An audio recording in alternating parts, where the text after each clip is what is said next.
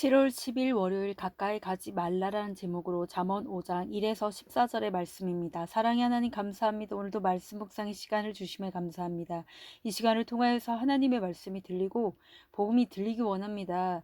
깨달아지기 원합니다. 말씀하여 주시옵시고 우리를 하나님의 지혜로 깨우쳐 주시옵소서. 말씀대로 믿고 살고 누리는 인생이 되게 하시고 이 시간도 함께하여 주시옵소서. 감사드렸고 예수님의 거룩하신 이름으로 기도드립니다. 아멘.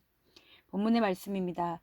내 아들아, 내 지혜에 주의하며 내 명철에 내 귀를 기울이어서 근신을 지키며 내 입술로 지식을 지키도록 하라. 대저 음녀의 입술은 꿀을 떨어뜨리며 그의 입은 기름보다 미끄러우나 나중은 쑥같이 쓰고 두날 가진 칼같이 날카로우며 그의 발은 사지로 내려가며 그의 걸음은 스올로 나아가나니 그는 생명의 평탄한 길을 찾지 못하며 자기 길이 든든하지 못하여도 그것을 깨닫지 못하느니라.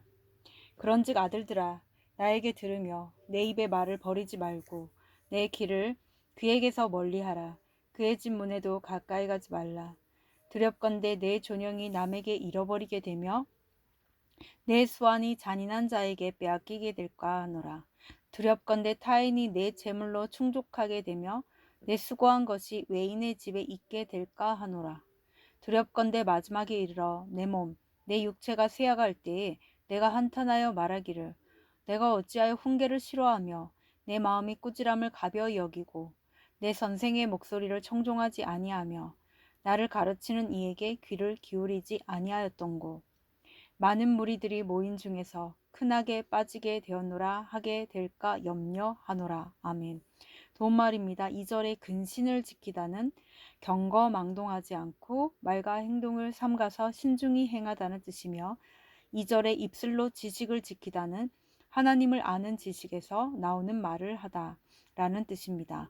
쑥은 키가 작고 관목과 같이 생긴 쓴 단연초 식물로 성경에서는 괴로움과 슬픔으로 비유됩니다. 수올은 사후에 머무는 저승 또는 지하 세계를 가리키는 히브리어입니다. 존영은 당당하고 영광스러운 모습, 지위가 높고 영화로움을 말합니다. 수아는 타고난 수명을 말합니다.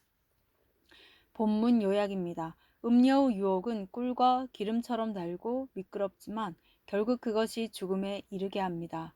솔로몬은 그에게서 멀리 하지 않으면 존귀와 생명을 빼앗기며 재물을 잃고 그동안 수고한 모든 것이 허사가 된다고 합니다. 그런 사람은 결국 인생의 마지막에 이르러 돌이킬 수 없는 후회만 남게 됩니다. 오늘의 중보기도입니다. 교사들이 주님의 지혜에 주의하고 그 명철에 귀 기울여 학생들에게 생명의 길을 가르치게 하옵소서. 아멘. 본문 해설입니다. 첫 번째, 음녀의 유혹 1에서 6절의 내용입니다.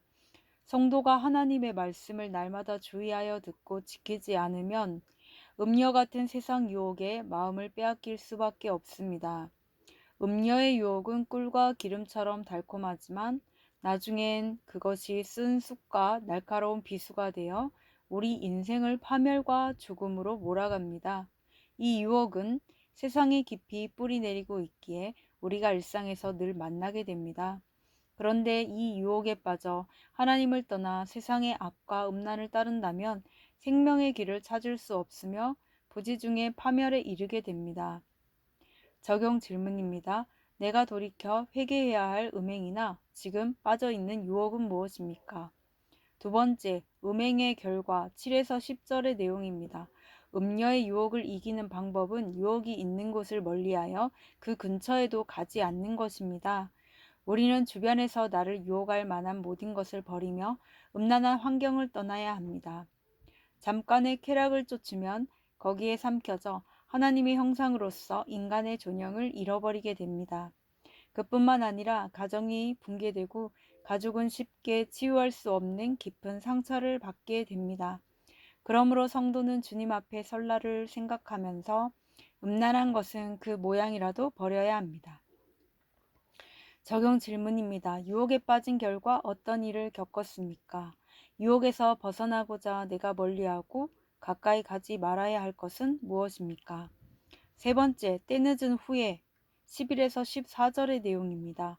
우리 몸은 성령이 거하시는 하나님의 성전이지 죄와 쾌락의 도구가 아닙니다. 그러므로 우리는 자신의 몸을 음행을 위한 불의의 무기로 죄에게 내주지 말고 의의 무기로 하나님께 드려야 합니다. 방탕한 생활은 건강뿐 아니라 우리 삶을 망가뜨리고 결국 이로 인해 육체가 쇠약해져서 인생의 마지막에 이르면 후회할 날이 오게 될 것입니다. 후회해도 아무 소용이 없을 영원한 멸망에 이르기 전에 아직 돌이킬 기회가 있는 오늘, 나를 위한 훈계를 들어야 합니다. 적용 질문입니다. 지금 내가 듣기 싫어하고 소홀히 여기고 있는 훈계와 꾸지람, 가르침은 무엇입니까? 오늘 기도하기는 유혹에 빠져 하나님이 거하시는 죄의 거룩한 몸으로 음란한 죄를 행한 것을 고백하오니 용서해 주옵소서. 오늘도 주변에 널려 있는 유혹거리들에 저의 마음을 빼앗기지 않게 하시고 훈계와 꾸지람을 달게 받으며 반드시 들어야 할 지혜의 말씀에 귀를 기울이게 하옵소서. 아멘. 묵상 간증입니다. 달콤한 유혹이란 제목으로 김경애님의 말씀 묵상 적용글입니다. 저는 남편과 별거하고 재결합하는 과정에서 경제적으로 힘든 시기를 보냈습니다. 하지만 하나님이 때에 맞게 물질을 채워주시고 남편과 학원을 운영할 수 있는 기회도 주셔서 지금은 결혼 생활 중 가장 풍족한 환경을 누리고 있습니다. 그런데 3년 전 경제적 여건이 조금 나아지면서 주위를 둘러보니 부동산과 집값이 올라가는 것이 눈에 들어왔습니다. 그러다 오늘 본문에 음녀의 입술은 꿀을 떨어뜨리며 그의 입은 기름보다 미끄러우나 라는 말씀처럼 제게 부동산을 소개해주는 지인의 달콤한 말에 마음이 끌렸습니다.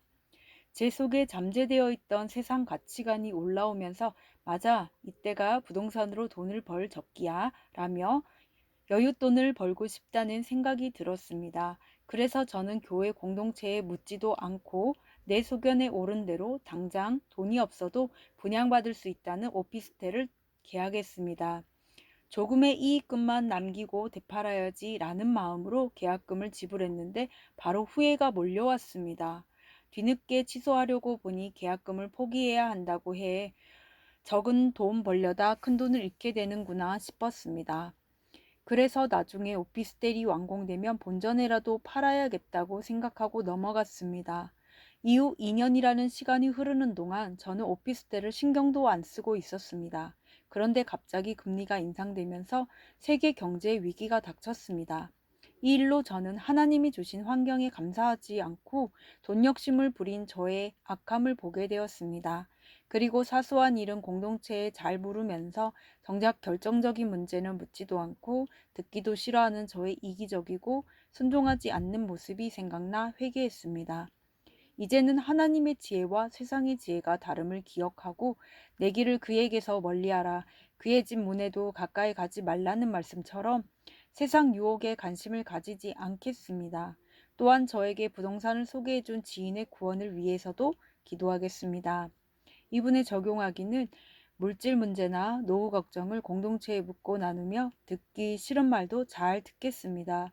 군대에 있는 아들의 구원을 위해 매일 큐티한 뒤에 기도하겠습니다. 입니다.